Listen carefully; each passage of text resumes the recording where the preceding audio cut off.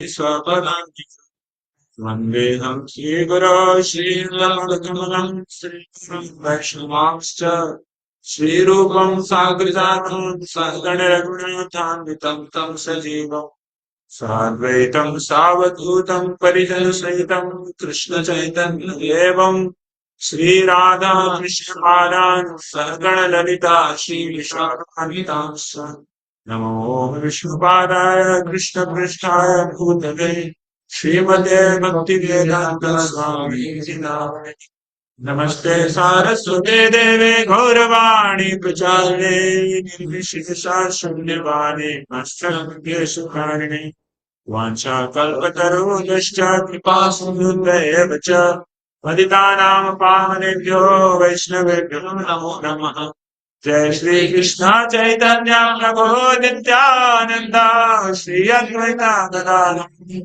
सादि गौर भक्तवृंद हरे कृष्ण कृष्ण कृष्ण हरे हरे राम हरे राम हरे कृष्ण। सुप्रिय भक्तों, हमने भक्ति सामने सिंधु की जो परिचय इंट्रोडक्शन में हमने देखा था क्या कैसे भक्त श्रील प्रभुपाद जी भक्ति रसामृत सिंधु को डिफाइन करते हैं एक एक शब्द तोड़ तोड़ कर। हाँ? भक्ति मतलब क्या होता है, रस मतलब क्या होता है, अमृत मतलब क्या होता है, और अंत में श्रील रूप गोस्वामी बताते हैं सिंधु मतलब क्या होता है ना। तो भक्ति रसामृत सिंधु है ना, भक्ति रसामृत सिंधु मतलब बोला जाए तो क्या हुआ, ऐसा सागर जिस सागर में कौन रहते हैं, भक्त लोग रहते हैं। और किसका सागर है, भक्ति रस का सागर। भक्ति रस का सागर क्यों, भक्त लोग क्यों रहते हैं भक्ति रस के सागर में, क्योंकि रस तो सबको पान करना ही है, लेकिन अगर भक्ति रस का पान नहीं करेंगे तो फिर कौन से रस का पान करना है, भौतिक रस का पान करना है। इस संसार में सभी जीव किसी न किसी रस के कारण ही कार्य करते हैं, भले ही कोई बिजनेस कर रहा हो, कोई पढ़ाई कर रहा हो, कोई चाकरी कर रहा हो, और कोई भी कुछ भी कर रहा हो, सब किसी न किसी रस के आस्वादन के लिए ही कार्य करते हैं, है कि नहीं। इसमें कोई दुविधा है क्या। उस रस का आस्वादन मतलब कौन सा रस का आस्वादन, इस भौतिक जगत में जो हमारे संबंध हैं, भौतिक जगत में जो हम किसी न किसी व्यक्ति से संबंधित है कि नहीं प्रभु, तो संबंधित व्यक्ति की प्रसन्नता के लिए हम लोग कुछ कार्य को करते नहीं करते, हम लोग करते हैं। लेकिन ऐसे कोई बिजनेस कर रहा है, क्यों बिजनेस कर रहे हैं, प्रभु जी घर वालों को पैसा देंगे तो घर वालों ने क्या बिजनेस करते हो यार, ऐसे ही पैसे बनाते तो है। पढ़ते क्यों, पापा मम्मी मुझे कंपनी कॉलेज भेजा है पढ़ने के लिए। पापा मम्मी का मैं नाम क्या करूंगा, बड़ा करूंगा, एक दिन इंजीनियर का काम करेगा, पापा कहते हैं बड़ा नाम करेगा। पापा कहते हैं बेटा नाम करेगा, तो इंजीनियर बन जाऊंगा फिर। तो इस प्रकार से ये सब रस है, ये सब रस है कि नहीं। लेकिन ये रस है, लेकिन ये रस जाके आगे चल के वो बेरस होना ही है, इसमें कोई दुविधा नहीं। कोई भी रस, कोई भौतिक रस आज का रस कल का बेरस हो जाता है, कल का नहीं आज का आज ही हो जाता है, कल कल की बात ही है ये कि नहीं। तो इसलिए इस भौतिक जगत के जितने भी रस हैं, जिस रस के कारण कोई कार्य करता है, वो रस चपल सुख को प्रदान करता है। चपल सुख, चपल सुख मतलब चप्पल पहनने का सुख नहीं, चपल मतलब जो बहुत ही टेम्परेरी है, बहुत ही क्षणभंगुर है ना, आज है कल नहीं। तो इसलिए जो बुद्धिमान है, कौन बुद्धिमान, भगवत भक्त लोग बुद्धिमान है। वो क्या चाहते हैं, कैसा रस चाहते हैं, अनलिमिटेड रस चाहते, चपल रस नहीं चाहते। तो इसके लिए चपल रस नहीं और अनलिमिटेड रस को पाने के लिए वो कहाँ पे आते हैं, भगवान के भक्ति के रस के सागर में आते हैं। और उसमें वो अनलिमिटेड सागर है, सागर है वो पानी की छोटी सी क्या बोलते हैं उसको, गड्ढा, जिसमें बारिश में पानी भर जाता है? उसमें अगर आप स्नान भी करने जाएंगे तो कीचड़ लग जाएगा, है कि नहीं? तो भौतिक संसार के जितने भी रस के कुंड हैं, कुंड नहीं बोलना भी सही नहीं है, क्या बोले तो एक, क्या बोलते हैं उसको, छोटा सा डिच, अरे तालाब, गटर, गटर का पानी पिएगा तो क्या होगा? तो लोग गटर का पानी, गटर गटर गटर का रस पान करते हैं, कुछ नहीं। लेकिन गटर से निकल के बहुत कम बुद्धिमान लोग होते हैं जो कि भक्ति रसामृत के सागर की तरफ प्रस्थान करते हैं। तो आप लोग में से सब लोग भक्ति रसामृत के सागर की तरफ प्रस्थान करने वालों में से हैं? हाँ? या फिर कितने लोग गटर में रहना चाहते हैं? हाथ उठाए। पता नहीं अंदर में आपकी इच्छा क्या है, वो भगवान ही जानते हैं। लेकिन मैं भक्ति रसामृत सागर को प्रस्तुत करने के लिए रूप से रूप गोस्वामी प्रस्तुत कर रहे हैं, तो उसी श्लोक गोस्वामी के परिचिनम करते हुए प्रस्तुत करने की चेष्टा करेंगे। तो भक्ति रसामृत सागर में बहुत अनलिमिटेड सागर है, फिर भी स्वरूप गोस्वामी जी इनको बोलते हैं क्या, इनको चार भागों में बांटा गया है। चार भागों में बांटा गया है, पूर्व, पश्चिम, उत्तर, दक्षिण, है ना? ऐसा समझिए कि आयताकार रेक्टेंगुलर क्वेश्चन है, और हम लोग अभी पूर्व भाग में हैं।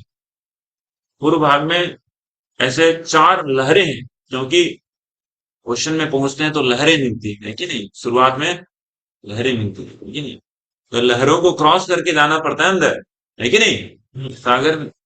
तो चार लहरें हैं प्रथम सेक्शन में, जिसमें पहला है description of general devotional service, दूसरा है डिवोशनल सर्विस को कैसे साधना भक्ति में किया जाए, दूसरा लहर है। तीसरा लहर और गड्ढा और डीप है, जब जितना अंदर जाते हैं उतना ज्यादा लहर क्या होता है, और भी बड़ा होते जाता है। समुद्र में भक्त लोग पूरी में जाकर स्नान करते हैं तो आपको पता ही होगा, पास पास में थोड़ा कम पानी रहता है, थोड़ा दूर जाते हैं तो और ज्यादा पानी हो जाता है ना? और कुछ लोग बहुत ही डेयर डेविल्स होते हैं और अंदर चले जाते हैं ना, और लहरों को आनंद लेना चाहते हैं कि नहीं? जितना ज्यादा अंदर जाते हैं उतना ज्यादा डेयर डेविल लोग होते हैं कि नहीं, और ज्यादा आनंद आता है। वो आ रहा है, आ रहा है, आ रहा है, आ रहा है, एक बार में ऐसे उछल जाता है। तो भावा भक्ति, उसके बाद फिर प्रेमा भक्ति। प्रेमा भक्ति मतलब लहरें नहीं है, मतलब लहर है but deep inside the ocean. तो भगवत भक्त लोग वो समुद्र की लहरों में नहीं रहते, जनरल डिवोशन सर्विस या फिर साधना भक्ति सारे जीवन नहीं करते, वो समुद्र के अंदर जाते हैं, भक्ति रसामृत सागर के अंदर जाते हैं। अंदर में क्या है? अंदर में अनेक रत्न हैं, अनेक मोती है, सारे के सारे रत्न हैं, और उन सभी रत्नों में शिरोमणि कौन है? श्री कृष्ण मिलते हैं प्रेम में। तो इस प्रकार से ये भक्त रसामृत सागर का वर्णन, समुद्र का वर्णन किया गया है। और प्रथम अध्याय में हमने देखा कि प्रथम अध्याय में स्वरूप गोस्वामी बताते हैं, क्या बताते हैं प्रथम अध्याय में प्रभु जी? प्रथम अध्याय में बताते हैं कि भगवत भक्ति का जो शुद्ध भक्ति है उसका परिभाषा क्या है। उसकी परिभाषा क्या है?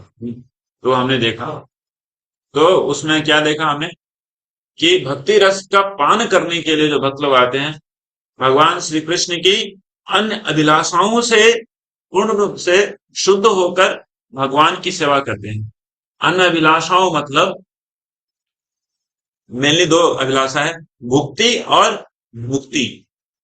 भुक्ति मतलब इंद्र तृप्ति की अभिलाषा, और मुक्ति मतलब संसारिक दुखों से निवृत्ति होकर ना, एक ऐसे एग्जिस्टेंस में अपने आप को खो खो देना जिसमें आपको कुछ करना ना पड़े, आराम से बिंदास होकर आप वहां पे रह सकते हैं, उसका कहते हैं मुक्ति, है कि नहीं? तो शुरुआत में भगवत भक्त आते हैं तो भुक्ति और मुक्ति दोनों की कामना रहती है कि नहीं? इसलिए आते हैं तो प्रसाद मिलता है, तो भुक्ति की पराकाष्ठा मिल जाती है ना?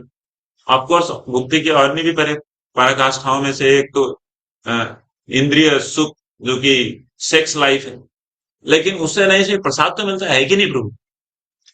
प्रसाद खा के यस लाइफ इज गुड, और उसके बाद मुक्ति, रूम में जाकर बेड लगाकर, वो मुक्ति है। थोड़ा सो जाओ बिंदास से।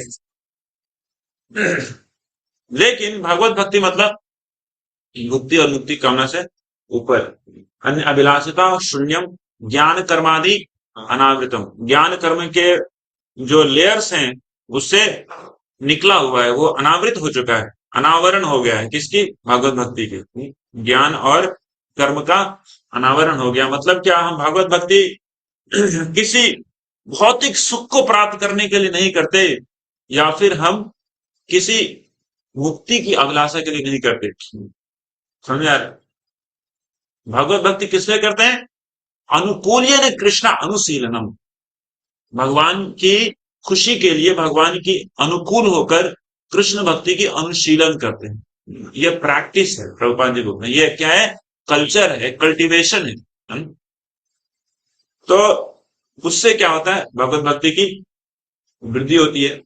अनुकूल्य है ना, कृष्णा अनुशीलनम भक्ति उत्तमा, और इसी भगवत भक्ति को उत्तमा भक्ति है।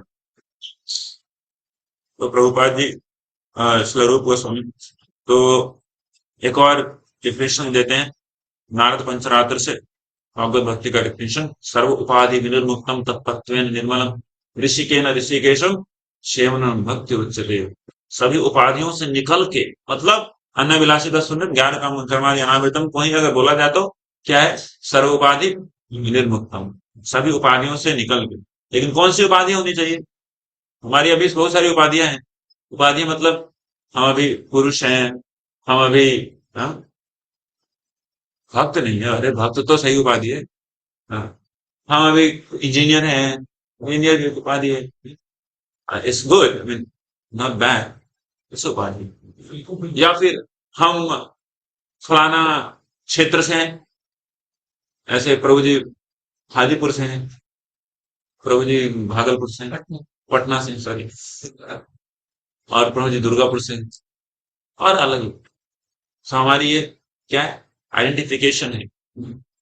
हम फलाने डॉक्टर बाबू राम सिंह के पुत्र हैं, ये भी एक उपाधि है। तो इन सारी उपाधियों से जब मुक्ति होती है, तब क्या होता है? तो भगवत भक्ति चालू होती है। भगवत भक्ति मतलब ये सारी उपाधियां इससे इसलिए मुक्त होना जरूरी है क्योंकि इस ब्रह्मांड के सभी वस्तुएं और मुख्य रूप से हमारी जितनी भी इंद्रियाएं हैं वो हमारी एक्चुअली नहीं। बोलते हैं हमारी, बस बोलने की ईज के लिए, लेकिन सभी इंद्रियाएं किनकी हैं? कृष्ण की हैं। वो हमें अपनी इंद्रियाओं को हमें दिए हैं। इस भौतिक जगत में सुख भोगने के लिए भगवान ने अपनी इंद्रियाओं को सभी जीवों को बांटा है। यस नो, जिससे कि हम इंद्र तृप्ति कर सके ना? बोलते हैं ना, सूर्य चंद्रस, भगवान की दो आंखें हैं। तो अगर सूर्य चंद्र को अगर बंद कर दिया जाए, भगवान आंखें बंद कर लें, तो क्या हम इन आंखों से देख पाएंगे? हमारी आंखें होते हुए भी क्या हम पूरा कुछ, मतलब कुछ किसी चीज का एग्जिस्टेंस का कुछ मतलब ही नहीं है? विराट रूप की नासिका है, जिस नासिका से वो स्मेल करते हैं।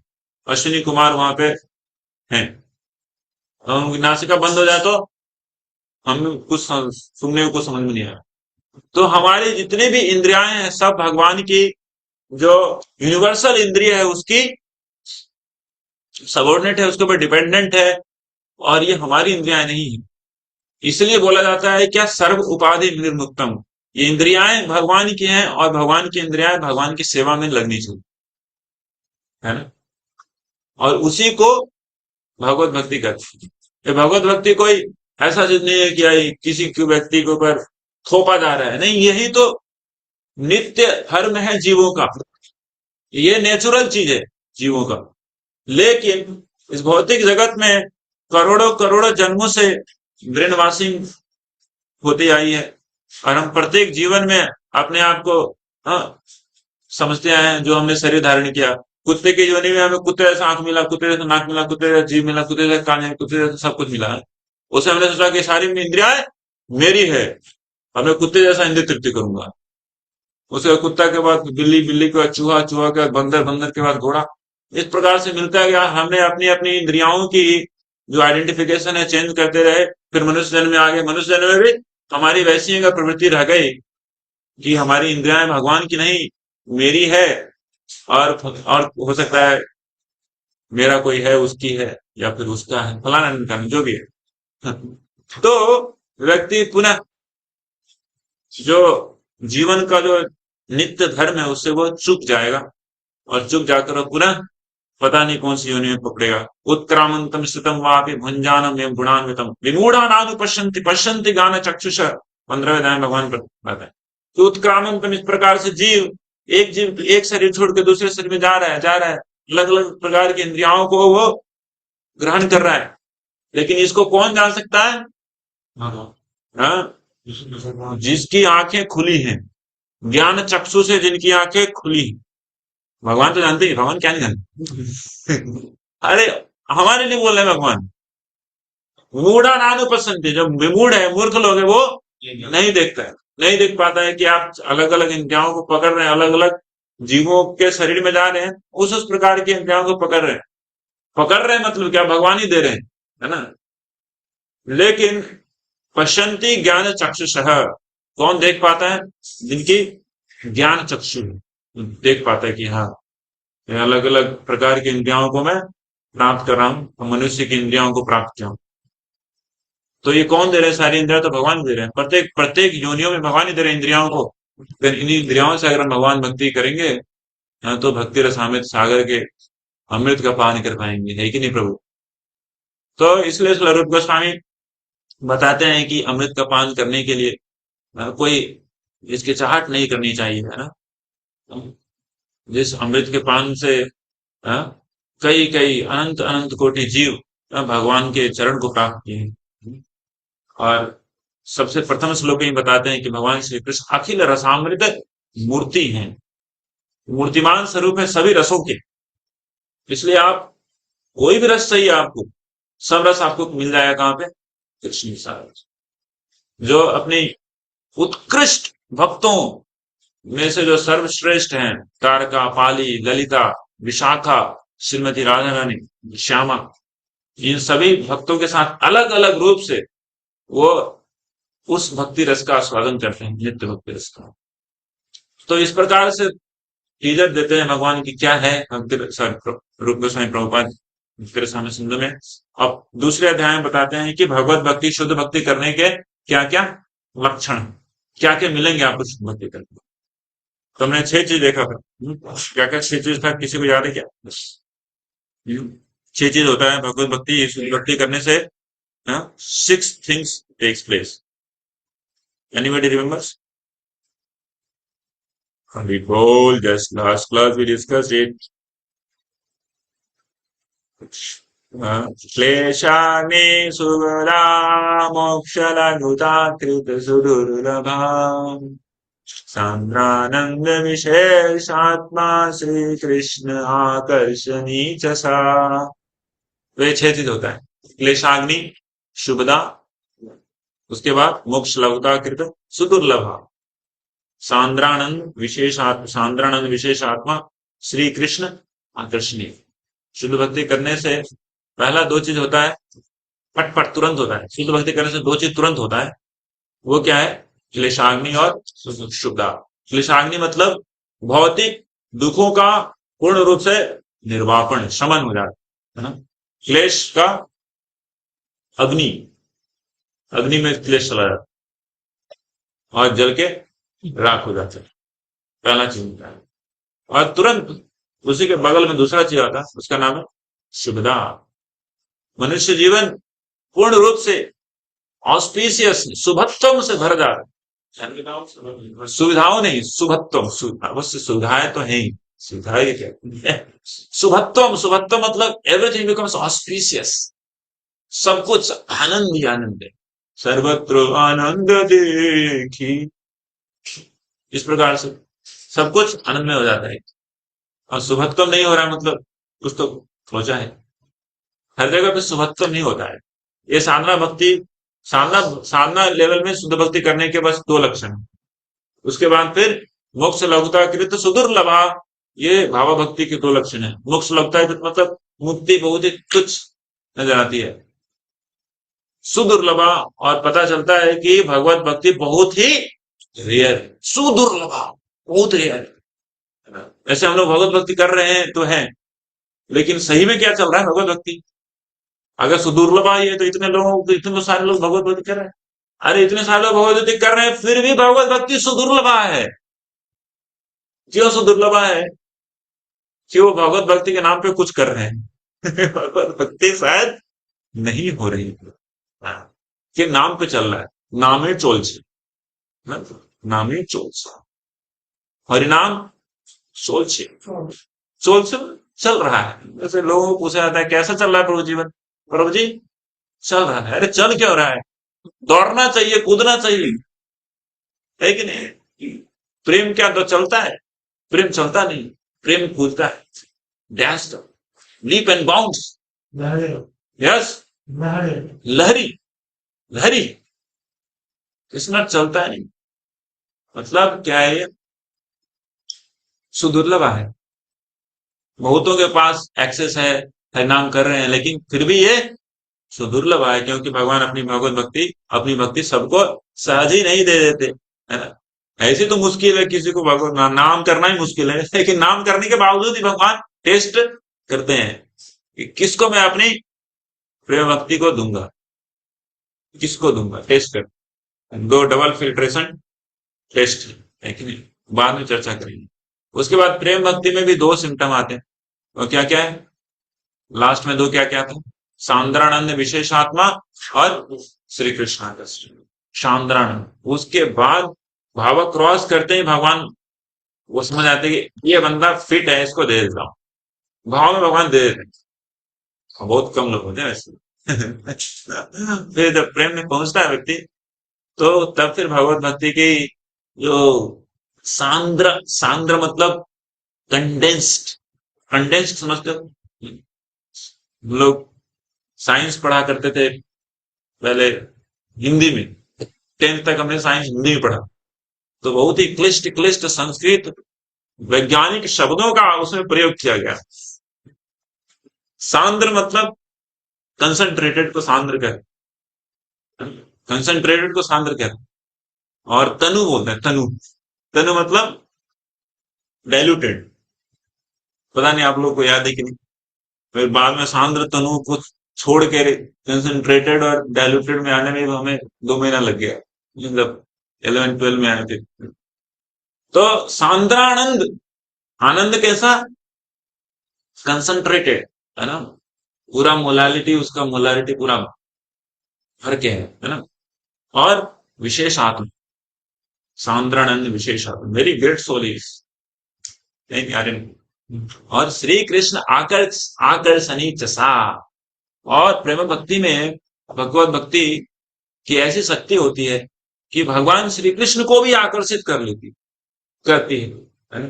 जो पूरी ब्रह्मांड को आकर्षित करने वाले हैं, वो भगवत भक्ति कृष्ण को आकर्षित कर लेती है ना? तो कोई आकर्षित होना चाहता है, कृष्ण आकर्षित कर सकते हैं, मतलब इस समय कृष्ण तो पहले टेस्ट करेंगे किसको दें, क्योंकि भगवत भक्ति क्या है? क्या है भगवत भक्ति? ये भगवान श्री कृष्ण की अंतरंगा शक्ति है ना? उस अंतरंगा शक्ति के प्रभाव से भगवान भी आकर्षित होते हैं। तो इस प्रकार से हमने देखा कि ये 6 सिम्टम्स आते हैं, और पहले सिम्टम को हम लोग चर्चा कर रहे थे। ओ माय गॉड, तो रिकैप करते हैं, 45 हो चुके हैं। तो हमने देखा था ये कैसे जो क्लेश है, क्लेश, तो ये क्लेश कितने प्रकार के होते हैं? 3 प्रकार के क्लेश होते हैं, हिंदी में बोलते हैं कलेश। वही क्लेश कितने प्रकार के होते हैं? 3। क्या क्या है क्लेश? अविद्या, पापम तथा बीजम। तो ये 3 क्लेश हैं, है ना? उसके बाद फिर जब पाप का भी 2 भाग होता है, अप्रारब्ध और प्रारब्ध। क्लेश 3, पाप बीज और अविद्या। हमने देखा कि अविद्या से बीज का निर्माण होता है, और बीज से पाप का निर्माण होता है, पाप करता है व्यक्ति। समझ में आ रहा है? बुझते पाच्छे? बीज मतलब इच्छा पाप करने की, और फिर पाप मतलब पाप कमिट करना। चलो आज टंगड़ियां तोड़ेंगे, चलो कहाँ चलेंगे, चलो किसी होटल, बहुत दिन हो गए, बहुत दिन से खाया नहीं, चलो। इच्छा हो गया, मतलब बीज जाके वो खाया, फिर हो गया पाप। फिर पाप के भी दो, पाप करने के बाद वो पाप दो प्रकार में इकट्ठा होता है, या फिर उसका दो और फर्दर स्टेज है। पहला है अप्रारब्ध और प्रारब्ध। पहले आता है अप्रारब्ध, मतलब पाप करने के बाद व्यक्ति तुरंत नहीं उसका दुख भोगेगा, तो उस समय तक, जब तक उसके पापों का फल अभी निकलना चालू नहीं हुआ, उस समय तक का जो स्टेज है उसको कहते हैं अपरारंभ। और उसको ऐसा कंडीशन, ऐसा शरीर मिला कि जिसमें वो पाप को अभी भोगेगा, उसको कहते हैं प्रारब्ध, है ना। और फिर हमने देखा है कैसे प्रारब्ध के बाद फल मिलता है, फल मिलने के बाद वो उस दुख को भोगता है, कष्ट होता है, तो उसके पाप का उससे क्षय हो जाता है। लेकिन क्षय हो जाने के बावजूद भी उसके वृत्ति में, उसके चित्त पे जो वृत्ति है, वो पाप करने की जो लालसा है, वो वृत्ति है ना, संस्कार कहते हैं उसको। वो संस्कार अभी भी पड़ा हुआ है। उस संस्कार के कारण वो फिर से बाद में इच्छा करे, फिर से वो बीजम में जाएगा, अब बीजम में जाके फिर से वो पाप करेगा। ये साइकिल चलता रहता है, अनलिमिटेडली चलता है। लेकिन भगवत भक्ति की ऐसी गरिमा है, ऐसी महानता है, कि इस पूरे के पूरे पाप के नेटवर्क को वो जलाकर राख कर देगी। तो इस प्रकार से हमने देखा कि कैसे भगवत भक्ति, कैसे बीजम कूटम प्रारब्ध अप्रारब्ध सबको एक एक करके जलाती है ना। तो इसका स्वरूप गोस्वामी प्रभुपाद जी श्रीमद् भागवतम से उदाहरण देते हैं। तत्र अप्रारब्ध हरत्वम यथा एकादशे। अप्रारब्ध कैसे हटाते हैं, तो एकादशी मतलब 11वें स्कंद में इसका वर्णन किया गया। भगवान श्री कृष्ण उद्धव जी को बताते हैं कि कैसे अप्रारब्ध हटता है। मतलब क्या, अभी आपका पाप भोगे नहीं, लेकिन बीच में ही भगवत भक्ति ने इंटरसेप्ट किया, तो फ्यूचर में भोगने वाले थे, और फ्यूचर अभी ही हटा दें, है ना। होता ही नहीं होता। यथा अग्नि सुसमिद्धार्ची। भगवान की भक्ति की अग्नि इतनी तीव्र होती है, होनी होती मतलब होनी चाहिए, ऐसा नहीं कि होती है मतलब क्या, अगर हम नहीं करेंगे तो फिर क्या होगी, है ना। ऐसी तीव्र होनी चाहिए कि भगवत भक्ति की ऐसी अग्नि में पाप किए हैं, पाप अभी फलित नहीं हुआ, अभी तो अप्रारब्ध स्थिति में भी है, तो वो वहां पर भगवत भक्ति की ज्वाला इंटरसेप्ट करेगी, और उसको फ्यूचर में पाप का फल मिलने से पहले उसको जलाकर राख कर देती है। इनाम सी कृष्ण सहा। तो ये तो हो गया, लेकिन प्रारब्ध को कैसे जलाती है, उसका उदाहरण स्वरूप गोस्वामी देते हैं। प्रारब्ध को कैसे जलाती है, प्रारब्ध और बीजम के बारे में चर्चा करेंगे। तो श्रीमद् भागवतम में ये आता है, तीसरे स्कंद में कपिल मुनि बताते हैं देवहूति को, अपनी माता को, प्रारब्ध हरत्वम यथा तृतीय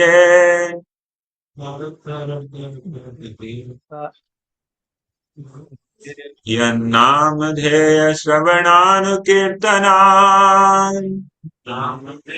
हरे श्रवणानुकीर्तना यः प्रवणाद्यत् स्मरणादपि क्वचित् यत्सवनाद्यात् स्मरणादपि क्वचित् स्वादोऽपि सद्य सवनाय कल्पते। आदौपि सत्या श्रवणाय कल्पते। कुतः पुनस्ते भगवन्नुदर्शनात्। कुतः पुनस्ते भगवान् दर्शनात्। तो यहाँ पे बता रहे कि प्रारब्ध हरत्वम, प्रारब्ध कैसे, मतलब व्यक्ति अभी सफरिंग करने जैसे स्थिति में आ गया है, उसको भी भगवत भक्ति तुरंत इंटरसेप्ट करके उसको जला के खाते हैं। तो क्या बताया जा रहा है, यह नामधेय, भगवान श्री कृष्ण का अगर कोई नाम का स्मरण करता है, नाम लेने की, तो दूर की बात है। श्रवणानुकीर्तनात्, to say nothing of the spiritual advancement of persons who see the Supreme Person face to face. Even a person born in a family of dog eaters immediately becomes eligible to perform Vedic sacrifices if he once utters the holy name of the Supreme Personality of Godhead, or chants about him, hears about his pastimes, offer him obeisances, or even remembers. यहाँ पे उदाहरण दिया जा रहा है किसका? एक कुत्ता खाने वाले घर में जन्म लेने वाले व्यक्ति का। कुत्ता खाने वाले घर में कौन जन्म लिया जिसका प्रारब्ध अभी फलित हो चुका है, हाँ? पिछले जन्म में उन्होंने ऐसे कार्य किए, उनके ऐसी मनुष्य योनि मिली है जिसमें उनको हो सकता है कुत्ता खाना ही पड़ सकता है कि नहीं? स्वादोपि सद्य, स्वादो, स्वादो मतलब स्वाद नहीं, स्वादो मतलब स्व आदो, स्व मतलब कुत्ता, आदो मतलब खाना, जो कुत्ता को खा जाए। तो सुअर को खाने, कुत्ते को खाने वाले लोग बहुत ही उत्कृष्ट मनुष्य के समाज में नहीं रहते। ऐसे वर्णाश्रम के वैदिक सिस्टम के साथ ऐसा बताया जाता है। ये बहुत ही निम्न कोटि के होते हैं, पंचमा षष्टमा बोला जाता है। जो जो सुअर खाते हैं वो पंचमा, कुत्ता खाते हैं वो षष्टमा है, और भी नीचे डिग्रेडेड। तो ऐसा शरीर प्राप्त किया है मतलब क्या? और दुख भोगेगा उस जीवन में। मतलब यह क्या है? प्रारब्ध है। समझा रहे? ये प्रारब्ध है। जैसे हमने चर्चा करी थी, तो कोई आज बकरी का टांग खाया, तो उस टांग को खाने के लिए इमीडिएटली उसको सफरिंग नहीं मिलेगा, क्योंकि मनुष्य योनि का उसको प्रारब्ध चल रहा है ना? उसमें उसका अलग ही इंटेग्रल अमाउंट ऑफ सुख और इंटेग्रल अमाउंट ऑफ दुख, जो कि मनुष्य योनि में ही प्राप्त कर सकता है, वही प्राप्त कर सकता है। और बकरी की टंगड़ियों खाने का, तोड़ने का जो फल है, उसको एक अलग शरीर में मिलेगा, इसलिए उसको प्रारब्ध कहते हैं। जब उसे बकरी का शरीर मिलेगा, तो बकरी का शरीर मतलब वो बकरी का प्रारब्ध में जो लिखा, बकरी का क्या प्रारब्ध लिखा हुआ, वो झूलना स्लॉटर हाउस के सामने, वही प्रारब्ध है और कुछ है ही नहीं। वो झूलेगा। कोई गाय आप खरीद के ले जाएगा, उसके बाद में झुला देगा, वो चमड़ियों को, दमड़ियों को निकाल, है कि नहीं? और बट्टा बट्टे सुन्ना बट्टे सन्नाटक एक एक करके बांट देगा सब, ठीक है? ये चल रहा है। तो ये प्रारब्ध है। कोई शरीर जो कि पाप में शरीर किसी को मिला है, तो वो उसका प्रारब्ध है। हमें भी ये शरीर मिला है, ये भी क्या है? प्रारब्ध है। इसमें some amount of this much quanta सुख, दिस मच क्वांटा दुख, ये फिक्स करके भेज दिया। ये वाला शरीर जाओ, इतना आपको, इतना सुख इतना दुख इसमें भोगना ही है। उसी प्रकार से कुत्ते का शरीर मिला, लेकिन अगर कोई भगवत भक्ति करता है तो क्या होगा? वैसा कुत्ता खाने वाला व्यक्ति भी तुरंत उस योग्य बन जाता है जिसमें वो बड़े बड़े यज्ञ को कर सकेगा। हरि बोल, हरि बोल। तो ये क्या हुआ? स्वादोपि सद्य सवनाय कल्पते। सवनाय मतलब यज्ञ करना। यज्ञ कौन करता है? यूजली बोला जाता है ना, यज्ञ सिर्फ ब्राह्मण ही करते हैं। Yes no? हाँ, सिद्ध पुरुष लोग तो भी है। तो ब्राह्मण जो होते हैं, जो ट्वाइस बॉर्न होते हैं, वो यज्ञ कर सकते हैं। लेकिन ये तो स्वादो की सत्य है, ये तो स्वादो है। लेकिन भगवान की नाम की, भगवान के गुण की, लीलाओं की, कीर्तन की इतनी शक्ति है कि ये क्या करता है? ऐसे व्यक्ति को भी यज्ञ संपादित करने के लायक बना देता है। First, Larup Goswami quotes another verse from third canto of Bhagavatam. So this we discuss. So anyone who hears about your pastimes, who chants about your glories, who offers you obeisances, who thinks of you, and in this way executes any of the 9 kinds of devotional service, even if he is born in a family of dog eaters, becomes immediately qualified to perform sacrifices. As such, how is it possible that anyone actually engaged in devotional service in full Krishna consciousness has not become purified? It is not possible. One who engaged in Krishna consciousness and devotional service has without doubt become freed from all contaminations of material sinful activities. Devotional service therefore has the power to actually nullify all kinds of reactions to sinful deeds. A devotee is nevertheless always alert not to commit any sinful activities. This is a specific qualification as a devotee. तो वो भगवत भक्ति कर रहे हैं, उसमें कोई भी doubt नहीं है कि अपने जितने भी पुराने पाप थे उसको उन्होंने तुरंत ही क्या कर दिया, राख कर दिया, बदलना कर दिया। तो इसका मतलब ये नहीं कि भागवत भक्त पुनः उसको पाप को फिर से करेंगे, है ना, इधर जलाते रहो और इधर बढ़ाते रहो, नहीं ऐसा नहीं करते, जला के राख कर देते हैं और फिर से वो नहीं करते। क्यों नहीं करते हैं? क्योंकि भागवत भक्ति की शक्ति ऐसी है कि सिर्फ ये प्रारब्ध अप्रारब्ध ही नहीं जाता, अपितु हृदय में जो कूटम है, कूटम जो संस्कार है, संस्कार भी खत्म होता है। अन्य कार्यों से संस्कार नहीं जाता लेकिन संस्कार रह जाता है। अप्रारब्ध या फिर फलम से मुक्ति मिल गई लेकिन संस्कार रह जाता है। लेकिन भगवत भक्ति करने से क्या होता है, वो जो कूटम है उसका भी नाश होता है। Shrimad Bhagavatam states that performing devotional service, a person was born in a family of dog eaters may become eligible to take part in performance of ritualistic ceremonies recommended in the Vedas. हाँ, तो यहाँ पे श्लोक गोस्वामी बोलते हैं, इसको ही डिफाइन कर रहे हैं, दुर्जातिरेव सवना योगत्वे दुर्जातिरेव सवनाति यगत्वे कारणं मतम् कारणं मतम् दुर्जाति आरंभकं पापम् दुर्जात्यारम्भकं पापं यत्स्यात् प्रारब्धम् एव तत्। यस्यात् प्रारब्धम् एव तत्।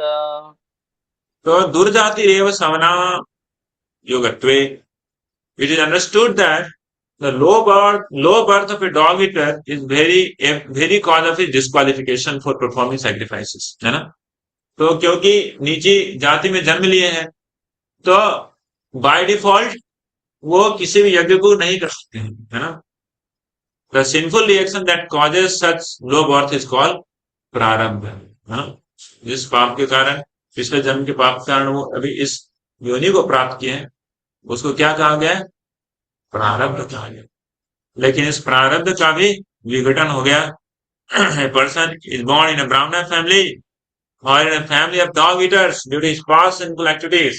A person born in a family of dog eaters, it means that his past activities were all sinful.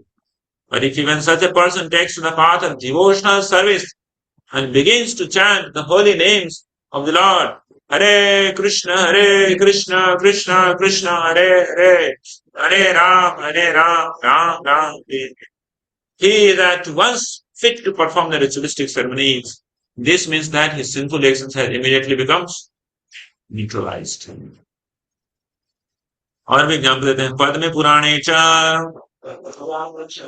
अप्रारब्ध फलम पापम अप्रारब्ध फलं पापं कूटम बीजम फलोन्मुखम कूटं बीजं फलोन्मुखं क्रमेणैव प्रलीयेत क्रमणैव प्रलीयेत विष्णु भक्तिरतात्मना भक्तिरतात्मना। पद्म पुराण बोला गया है, for those whose heart rejoices in Vishnu bhakti, for those whose heart rejoices in Vishnu bhakti, rejoices मतलब आह्लादित हो रहा है, आनंद से भक्ति, जैसे आप सबों का आज मंगल आरती में आनंद से भर रहा है, ऐसा ही डेली होता है। लेकिन आशा है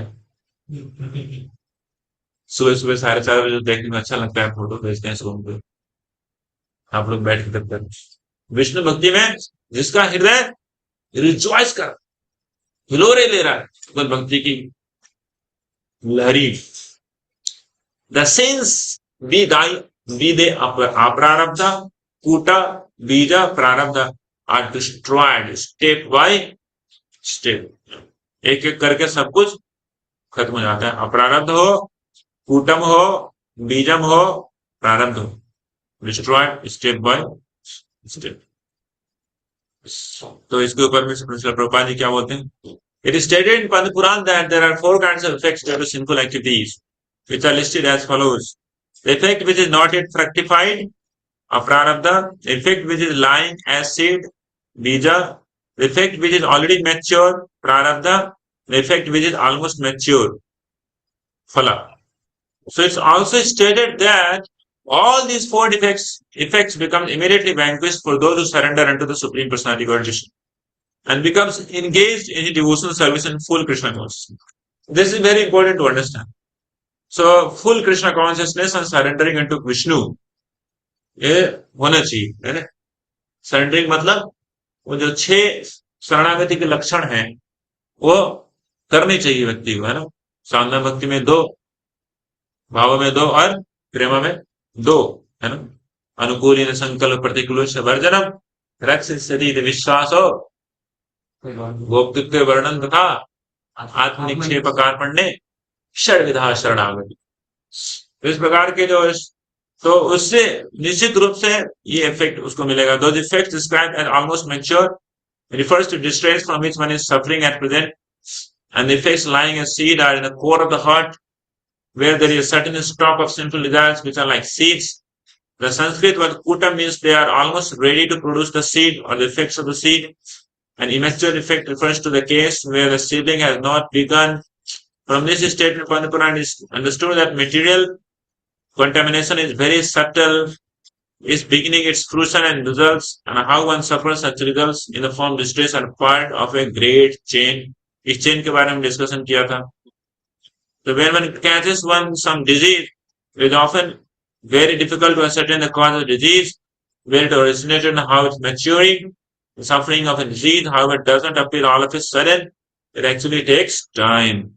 And as in the medical field, for precaution's sake, the doctor injects a vaccination to prevent the growing of contamination. Practical injection to stop all the fructification of the seed of our sinful activities is simply engaging in Krishna consciousness. तो बहुत सारे पाप करते हैं लोग, पाप करके उसका फल ही भुगतते हैं, लेकिन बार में पाप कर बैठते हैं, बार में वो पापों में अपने आप को लिप्त कर देते हैं। तो ये बहुत ही सूक्ष्म है। हमारे हृदय में पिछले अनेक जन्मों के पाप करने के जो वृत्तियां हैं, वासनाएं हैं, और जो उसके जो सेंट है वो भी सुनने को मिलता है। कब मिलता है? जब आप भगवत भक्ति नहीं कर रहे होंगे, हाँ, सर, तब मिलता है। लेकिन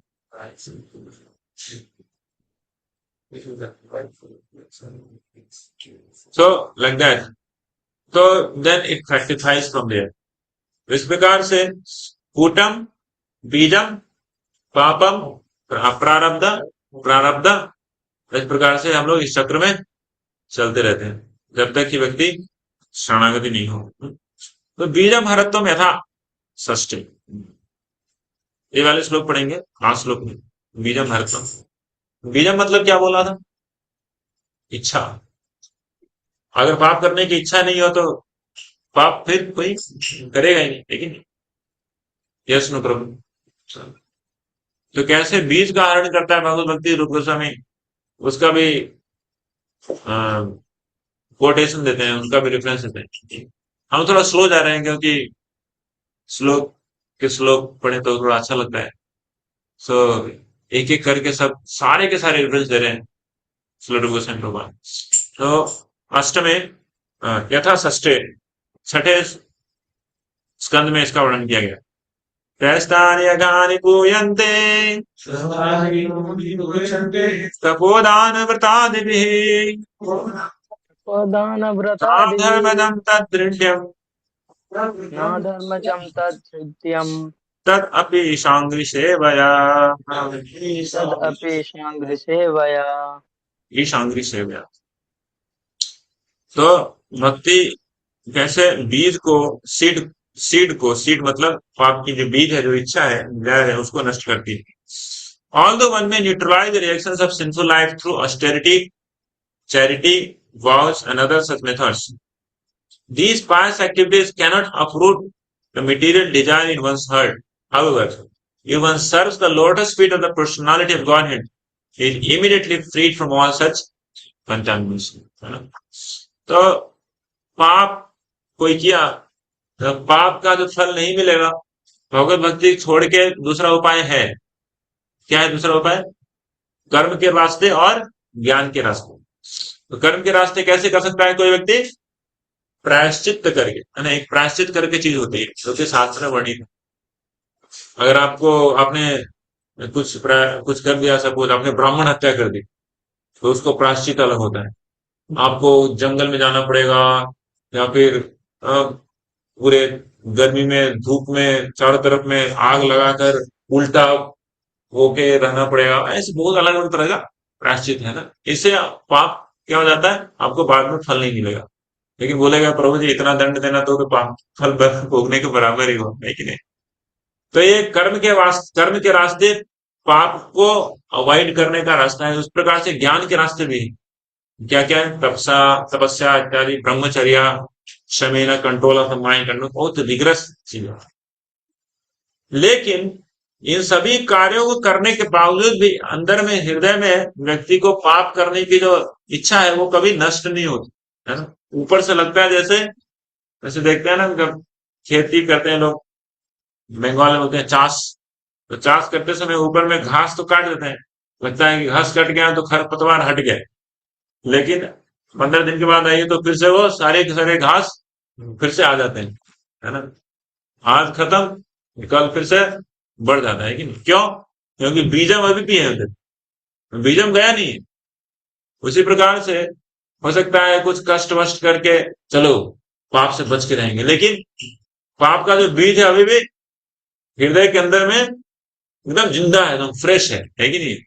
आप थोड़ा छोड़ दो, उसके बाद छोड़ दो मतलब उसको थोड़ा छुट्टी दे दो, थोड़ा ना फ्रीडम दे दो उसको। उसको बोलो कि प्रभु जी ये आपका बेस है, आप संभालिए, हाँ? आपको जो करना है कीजिए। उसके बाद फिर, है ना, तो फिर से वो पाप करना चालू कर देगा, है ना। बस आप क्वेश्चन नोट करके रखिए, उसके बाद प्रश्न उत्तर करेंगे कि नहीं। तो लेकिन इन सभी कर्म और ज्ञान की प्रक्रियाओं के द्वारा इस बीज का, पाप की बीज का निर्हरण नहीं हो सकता है। सिर्फ किसके द्वारा होता है? भगवत भक्ति के द्वारा होता है। तस्थानी अघानी क्वेंते तपोदान व्रतादि ना धर्मजम तद दृढ़ तद अपिशंग्री सेवया। तो भगवान श्री कृष्ण के चरण का सेवा होता है, उनका नाम का कीर्तन करते हुए, भगवान को स्मरण करते हुए, भगवत भक्ति हुए करते हैं, तो उस बीज का भी क्या हो जाता है? समूल नाश हो जाता है, लेकिन नहीं। जैसे जब वो हल जोतते हैं तो बीज के साथ सब कुछ निकल के आता है कि नहीं? उसको पकड़ पकड़ के उसको फिर बाहर फेंक देते हैं, तो उसका बीज का नाश हो जाता है। तो भगवत भक्ति क्या है? हृदय पे हल चलाने की समान। हलाता है, हल कौन है? गुरु महाराज, गुरुदेव प्रभुपाद जी हल चला, चलो आगे बैल, पीछे में हल, पकड़ के उसको चला दिया। उसके बाद फिर सारा के सारा पाप के बीज का खरपतवार बीज के सहित निकल के बाहर, तब तो उस खेत में भगवत भक्ति के बीज का रोपण होगा, है कि नहीं? लेकिन गुरु को पकड़ने ही नहीं देते हम, पकड़ने नहीं देते। अब बीज डालने की चेष्टा करते हैं, बीज क्या होगा? खरपतवार इतना बढ़ जाता है, हाँ, बीज पता ही नहीं चला, उस बीज गया ही नहीं मट्टी में कहीं, है ना। हाँ, थोड़ा जन्मे जन्मे फिर से मर गया। क्यों? क्योंकि हल जुता ही नहीं। यस नो प्रभु कह रहा। तो भाई ये लग रहा है कि कुछ चल रहा है, भगवत भक्ति हो रहा है, क्या है? खरपतवार हो रहा है बस। सो पापों का खरपतवार बढ़ता है, इसलिए इसको हटाना जरूरी है। भगवत भक्ति की हल चलवाते हो। Anyway, so we'll just take the uh, essence from this section of Prabhupada's nectar of devotion. So, in this connection, Sukhdeva Goswami speaks in sixth canto in the connection of the story of Ajamil, you know. तो अजामिल के साथ भी ऐसा ही हुआ था, बेचारे के साथ है ना। तो अजामिल के हृदय में वो किसी प्रकार से वो पाप के बीज थे, उसके कारण ना वो वैश्या के प्रति आकृष्ट होकर वैश्या को लेके आया था। लेकिन समहार अगर भगवान का नाम लेते रहता था किसी न किसी प्रकार से, तो उसके कारण क्या हुआ? उसके सारे के सारे पाप जल गए, उसको भी पता नहीं चला, हाँ? और वो यमालय जाने से बच गया। हाँ, हरे कृष्ण महामंत्र नहीं, नारायण मंत्र पढ़ता था। नाम पुत्र का नाम का जप करता था, बहुत ही प्रेम से, स्नेह से। सही बात से। Sukhdev points out that austerity, charity, and performance are ritualistic ceremonies for contracting sinful activities are recommended person, but by performing them, one cannot remove the sinful desire seed from the heart. So we discuss this. Anyway,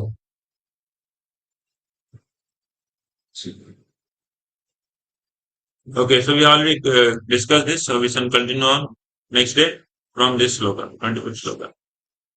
So, if there are any question, if there are any comment, any reflection, devotees can discuss.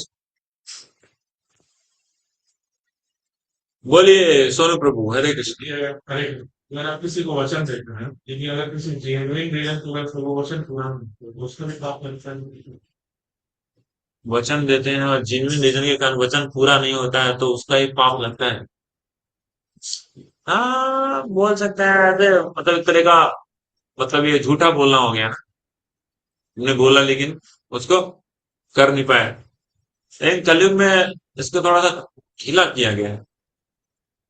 पाप है, लेकिन क्या करें तो, this is also sin, but अब तो सब लोग ऐसा ही करते हैं, है कि नहीं?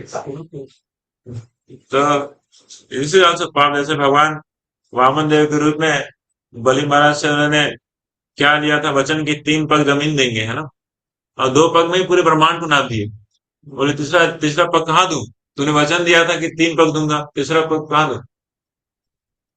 तो तुम तो अब 3 पग बोले तो जमीन देंगे, जब दे नहीं पाए तो अब ये झूठ बोलने का आपको पाप लगेगा, आपको नरक जाना पड़ेगा। ये पाप है एक्चुअली, झूठ बोलना भी एक पाप है।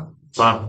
धरती माता बोलती है कि मैं पूरे ब्रह्मांड को का वेट धारण कर सकती हूँ, बस एक झूठा व्यक्ति का नहीं।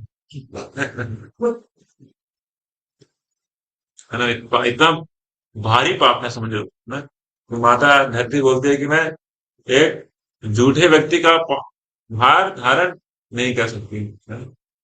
तो इसलिए बचना चाहिए झूठ बोलने से। लेकिन अगर भगवत भक्ति में आगे बढ़ने के लिए झूठ बोला जाए तो उसको अवश्य ही करना चाहिए, जो बोलना चाहिए।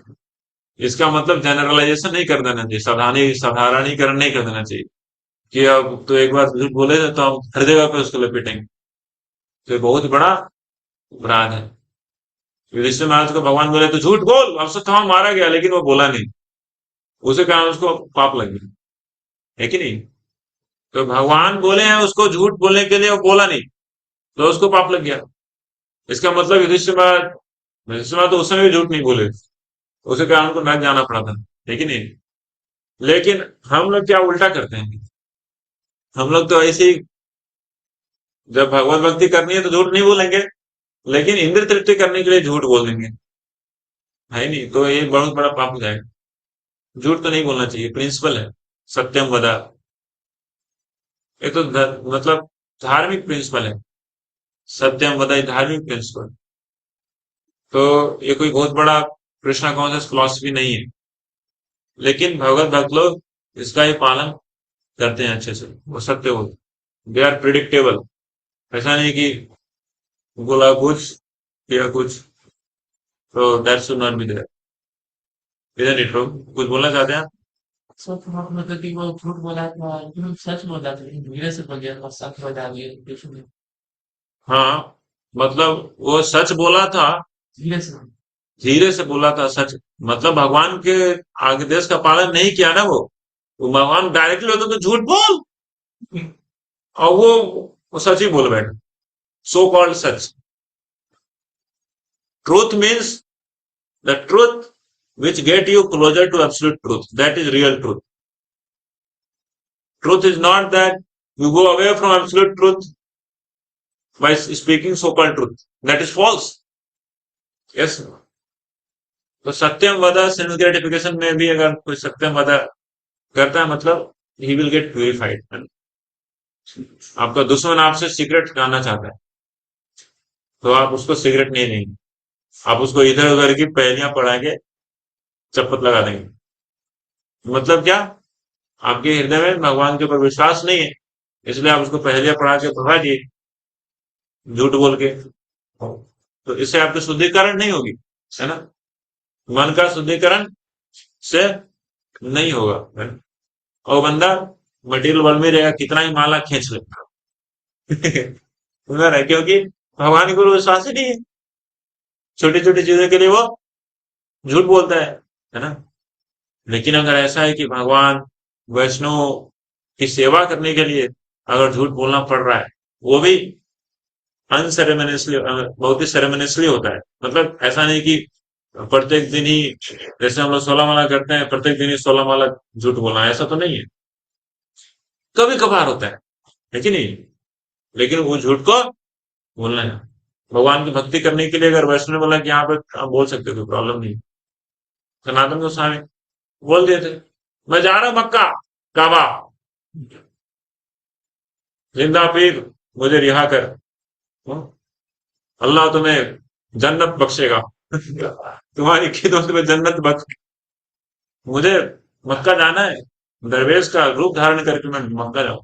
झूठ बोला है कि वो काम मक्का जाना, वो तो वृंदावन। वो भी जाके सनातन गोस्वामी तो बोले कि नहीं, यस में। तो महाप्रभु क्या बोले, तुम झूठ क्यों बोला? महाप्रभु बोले क्या, तुम झूठ बोल के आया तुम मेरे? ऐसा नहीं बोले महाप्रभु। महाप्रभु को आलिंगन किया और दोनों ही झरझर झर करके रोए प्रेम में। जब प्रेम की परिभाषा होती है तो छोटे छोटे ये जो धार्मिक जो प्रिंसिपल्स हैं, वो उतने ज्यादा इंपॉर्टेंट नहीं होते प्रेम में। प्रेम मतलब भगवत प्रेम, please don't understand, misunderstand, okay? So भगवत प्रेम में ये जो सेकेंडरी जो उपधर्म है, अहिंसा परमो धर्म, सत्यम वद, ये सब it takes their own secondary position. But when we are not in prem, we are in some calm, then we have to follow that. If you don't follow that, you will get kutam. Neither kutam. कुटाई मिलेगी आपको, ठीक है नहीं? Yes no प्रभु। तो हमें समझना चाहिए हम लोग कहाँ हैं। प्रेम में तो बिगड़े नहीं खा रहे, लेकिन प्रेम में जो व्यक्ति है वो ऐसे ही जो कि बोलना भी है तो बोल देता है, क्या है भगवान के लिए। They are not subjected to senses then. Yes no, clear है? ठीक है, okay. Mayapur best devotee has raised their hand. Hare Krishna Prabhu. My बोलिए प्रभु। question is, sun and moon are called eyes of the Lord. Means here Lord Krishna or Vishnu. Means because my question is, my doubt is like there are many universes, so there are many suns and moons. So if Krishna's eyes are sun and moon, then means which sun and moon? Because there are many. आपका प्रश्न है कि sun and moon are the eyes of the lord and how to understand, कैसे समझा है ये कृष्ण की आंख है या फिर किसकी आंख है, विष्णु की आंख? तो बहुत अच्छा प्रश्न है। ये सन एंड मून जो है ना, एक ये विश्व रूप की आंखें हैं। समझे, विश्व रूप समझते हैं? विश्व रूप मतलब पूरा ब्रह्मांड ही विश्व रूप है। हरे कृष्ण। ब्रह्मांड ही क्या है? सृष्टि। तो इस 14 भुवनों को एक विश्व रूप की आकृति की संज्ञा दी गई है ना? ऐसा नहीं कि विश्व रूप is like really is there like that, आंख है, सूर्य है, चंद्र है, नहीं, इट्स इमेजिनरी। समझ रहे? लेकिन पूरा ब्रह्मांड एक विश्व रूप के रूप में योगी लोग उसको ऐसा मेडिटेट करते हैं। और जिस विश्व रूप में गर्भोदक्षाई विष्णु परमात्मा के रूप में पूर्ण रूप से व्याप्त है ना? गर्भोदक्षाई विष्णु एज अंतर्यामी उस विश्व रूप में। और उस विश्व रूप की दो आंखें हैं, चंद्र और सूर्य। This is truth. तो विश्व रूप की आंखें, लेकिन वो विश्व रूप क्या है? शैडो है गर्भोदक्षाई विष्णु। शैडो क्या परमानेंट है, टेम्पररी है? टेम्पररी। लेकिन ओरिजिनल व्यक्ति का शैडो है। किसका है? गर्भोदक्षाई विष्णु का शैडो है विश्व रूप। गर्भोदक्ष में सोए हुए हैं और उनका शैडो खड़ा है विश्व रूप के रूप। और उनकी दो आंखें, सूर्य और चंद्र। और जिन आंखों के ऊपर हमारी आंखें पूर्ण रूप से डिपेंडेंट है, उनकी आंख है, उनके नाक है, कान है, जीवा है, मुख है, नाड़ी है, हड्डी है, सब कुछ है, पैर है, सब कुछ है, जैसे हमारे पास है। और हमारे सब कुछ, हम भी भगवान की छाया है ना। God made the man in his own image. लेकिन हमारा जो शरीर है वो भी विश्वरूप, जैसा विश्वरूप है वैसा ही है। ये भी इमेजिनरी इमेजिनरी हो सकता है, टेम्पररी है ना। लेकिन लगता है कि है कुछ, कुछ तो है ना। लेकिन है ये इमेजिनरी, टेम्पररी। आज पेट खराब हो गया तो फूले फूले गाल 2 दिन में चपक जाएंगे, सही है। आज थोड़ा ज्यादा खा लिया तो लग रहा है कि मोटा हो गया, इमेजिनरी है ना। So that is actually fully dependent upon the Vishwarupa form, which is the another manifestation, temporary manifestation of Garbhodakshina Vishnu. This is for a temporary time. Brahma ji जब सोते हैं तो सब विलय हो जाता है। ब्रह्मांड के विनाश होने के साथ तो गर्भोदक्षा विष्णु भी नहीं रहते, वो भी अपने निपट लेते हैं, महाविष्णु में चले जाते हैं। So this is not the permanent eternal form. This is a temporary form, right? So in that way we understand. But of course, Surya, the sun is having direct connection with the spiritual world as a reflection of Brahma Jyoti. In that way we understand. So it's clear, Prabhu? Yes, Prabhu. Hare Krishna. Thank you so much. Srila Prabhupada ki Gaur Premanande.